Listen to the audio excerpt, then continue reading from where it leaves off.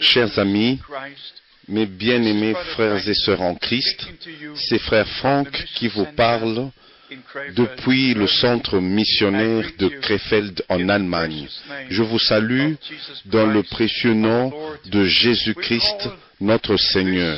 Nous appelons ce ministère, le ministère apostolique et prophétique, simplement parce que nous croyons seulement ce que l'Ancien et le Nouveau Testament enseignent.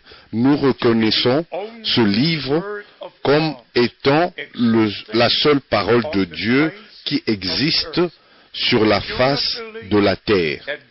Nous ne croyons pas que la parole de Dieu est dans le Talmud ou dans un quelconque livre ou catéchisme ou dans un livre d'une église, nulle part.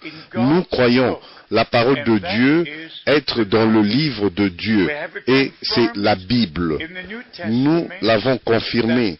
Cela est confirmé dans le Nouveau Testament et de toutes les prédictions de l'Ancien Testament se sont accomplies et s'accomplissent dans le cours du Nouveau Testament. Et c'est comme ça que dans l'Ancien Testament, Dieu a promis ce qui allait arriver dans le cours du Nouveau Testament.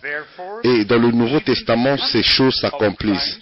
Et c'est comme ça, même la venue de Christ est déjà parlée dans l'Ancien Testament, et nous devons nous référer à cela souvent, et cela est devenu le sujet principal de tous mes voyages missionnaires partout dans le monde, de parler sur la seconde venue de Christ et sur l'accomplissement des prophéties bibliques dans notre temps.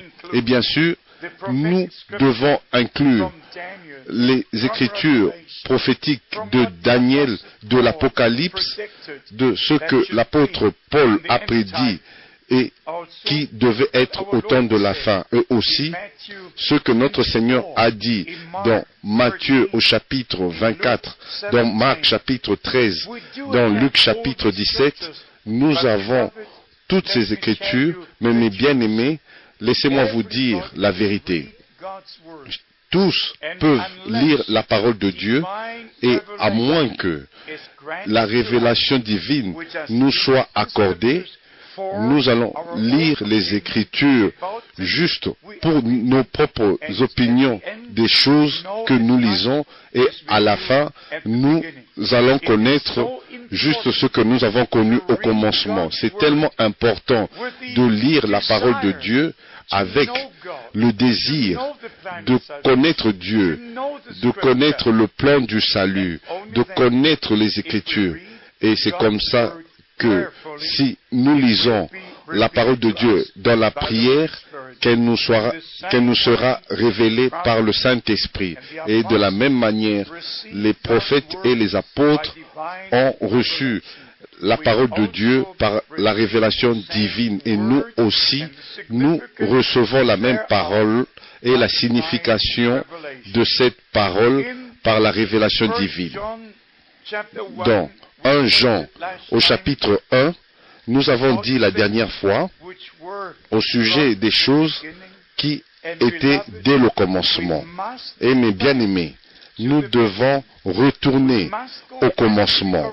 Nous devons retourner à l'église originale qui a commencé au jour de la Pentecôte. Nous devons comprendre que le Nouveau Testament a commencé avec l'accomplissement des prophéties de l'Ancien Testament.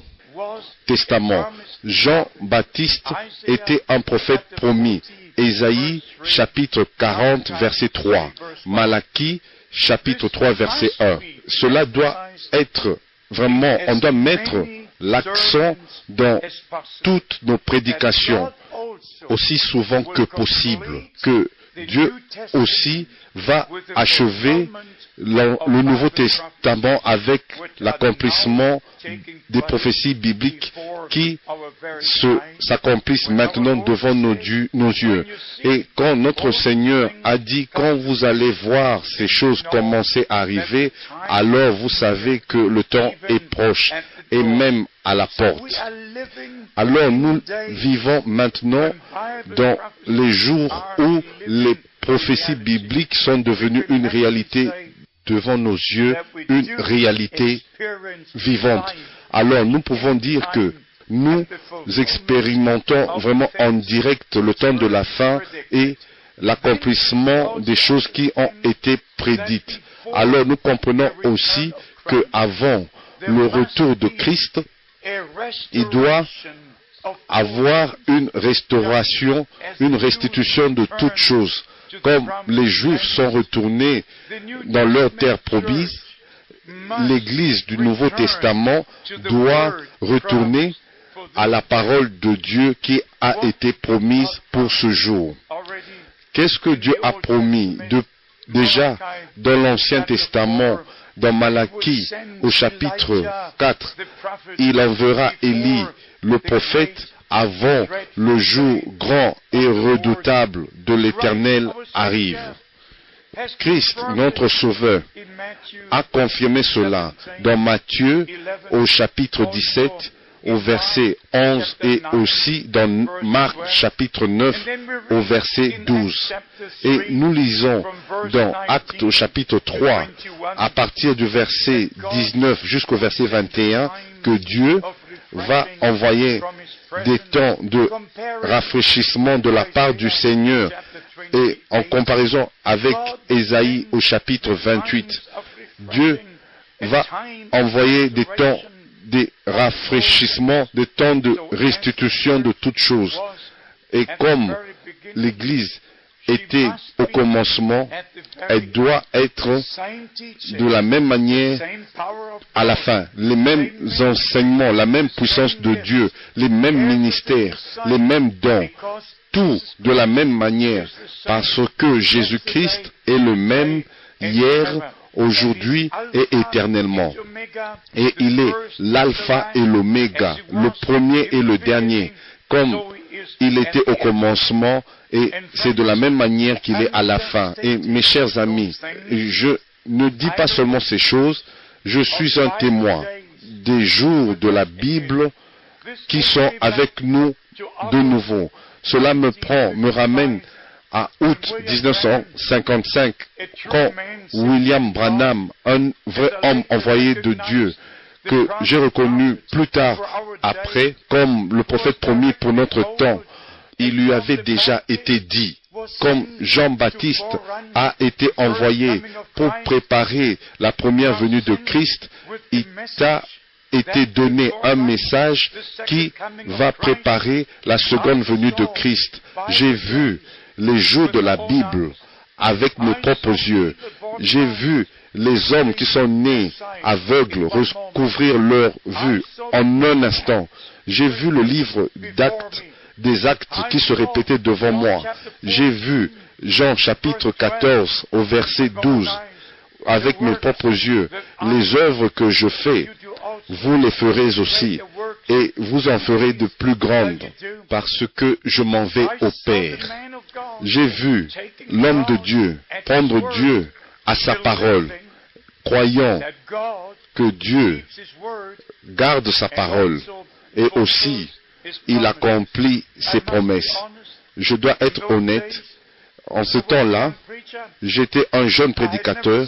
Je n'avais jamais vu quelque chose de ce genre auparavant. Quand j'ai su que Frère Branham allait prier pour une fille qui est née aveugle, qui avait 11 ans, et ses parents étaient là, et quand nous avons entendu cette annonce qu'elle était née aveugle, et il y avait 16 000 à 18 000 personnes qui étaient rassemblées en cet endroit. Frère Branham devait prier pour cette fille. Vous savez ce que Frère Frank a fait?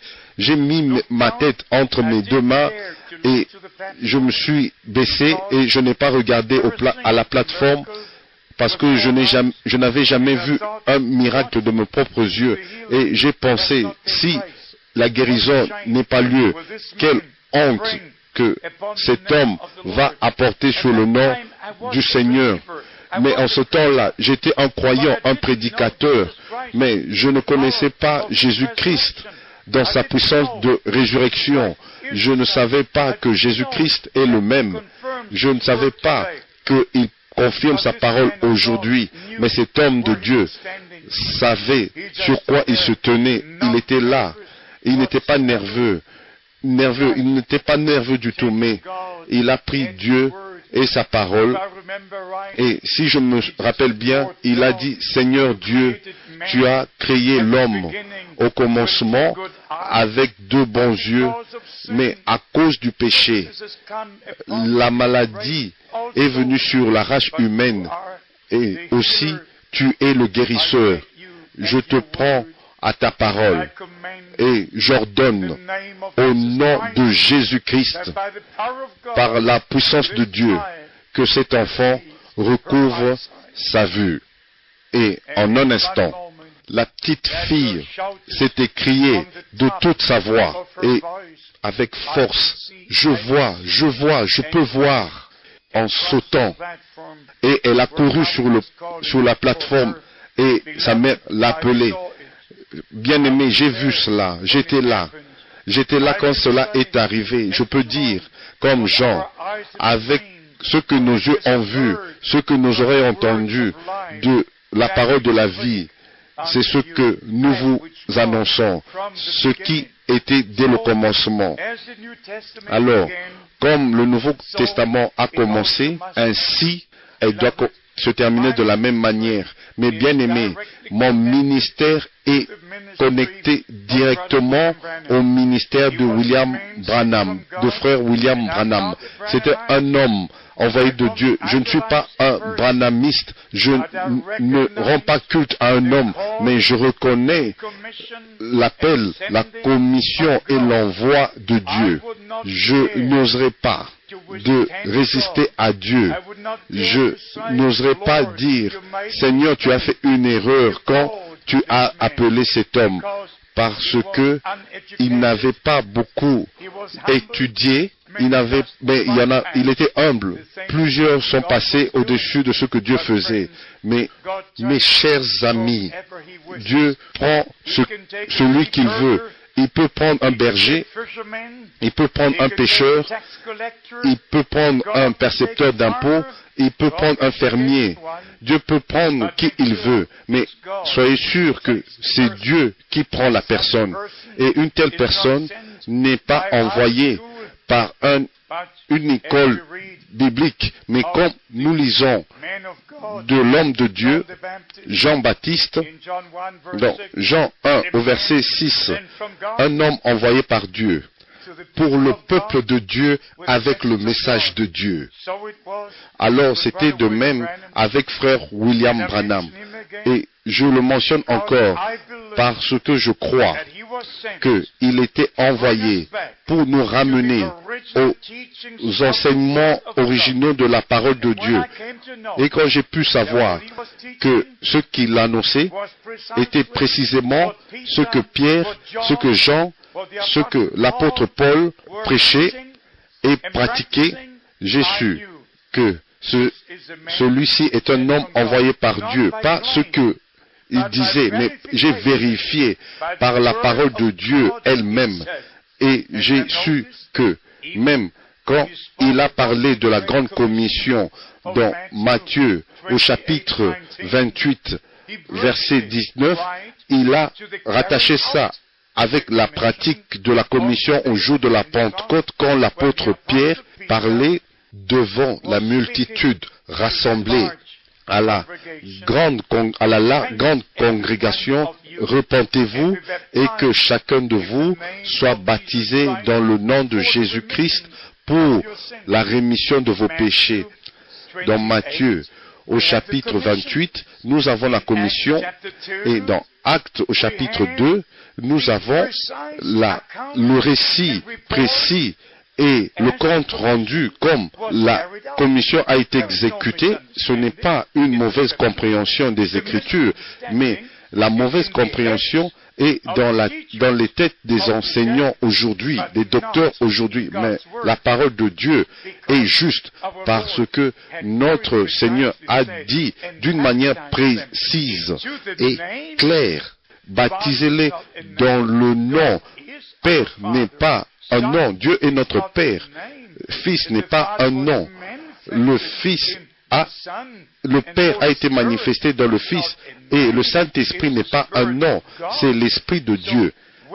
Alors, quand il leur a été dit de baptiser dans le nom de Père, Fils et Saint-Esprit, ils ont compris que c'est le nom de l'alliance du Nouveau Testament dans lequel Dieu s'est manifesté lui-même au ciel comme notre Père et sur la terre dans le Fils et en nous par le Saint-Esprit. Mais un seul Dieu manifesté, qui se manifeste lui-même dans le nom de l'alliance du Nouveau Testament, le Seigneur Jésus-Christ, Emmanuel, Dieu avec nous. Et ça, ce sont les Écritures. Qui est cet homme qui va oser de contredire Dieu? S'il vous plaît, dites-moi, qui a le courage de dire qu'il y a une contradiction entre ce que Jésus a dit et a commissionné et ce que Pierre et Philippe et Paul ont pratiqué dans le livre des Actes? Qui est cet homme qui peut me dire que Pierre a mal compris ce que le Seigneur a dit? Mais bien aimé, plus jamais. Le temps de l'interprétation est passé.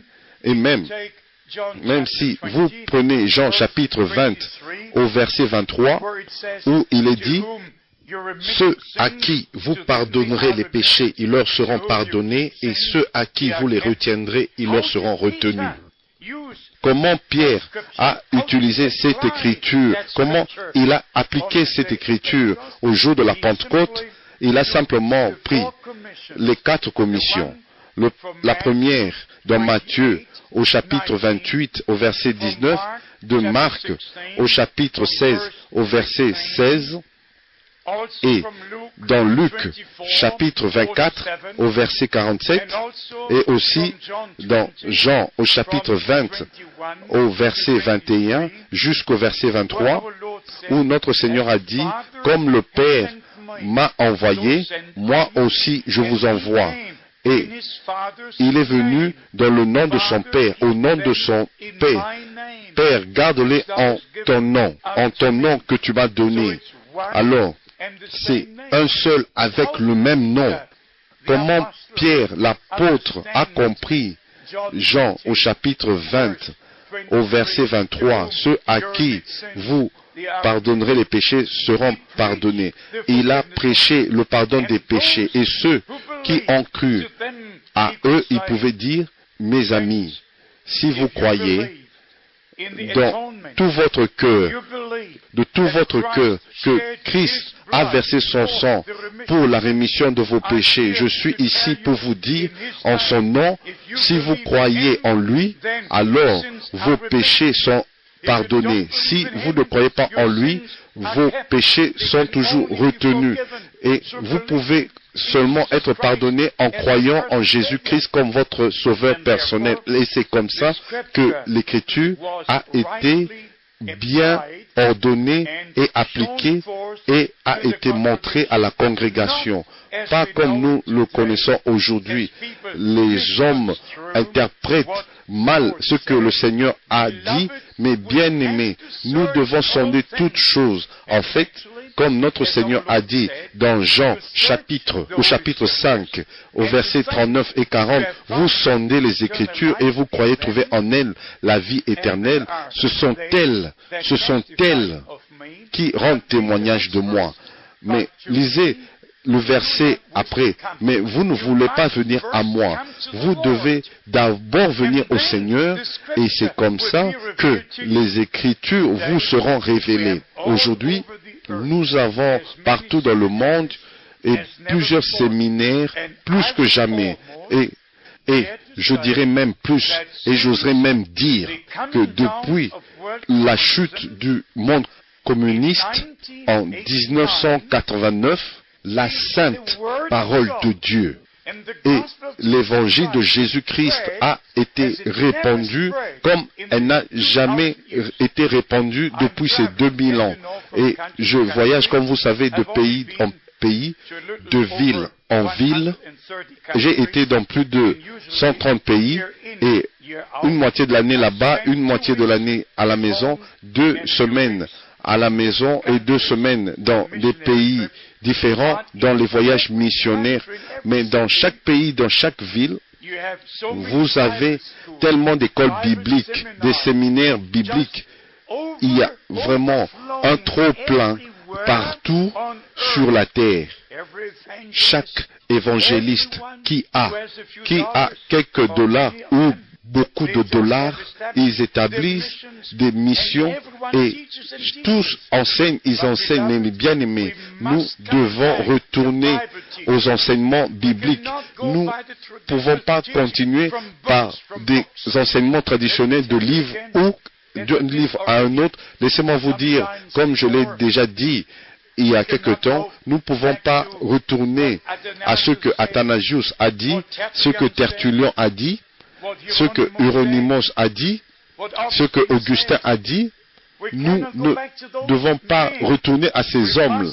Nous devons retourner à ce que Pierre a fait, ce que Jacques a fait, ce que Jean a dit, ce que Paul a dit. Nous devons retourner aux enseignements originaux de la parole de Dieu. Ceci est le seul livre qui porte, qui a l'écriture de Dieu. Et c'est comme ça que nous devons sonder les Écritures.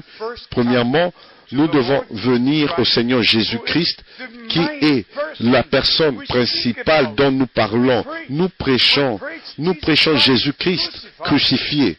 Nous le prêchons comme celui qui est ressuscité d'entre les morts.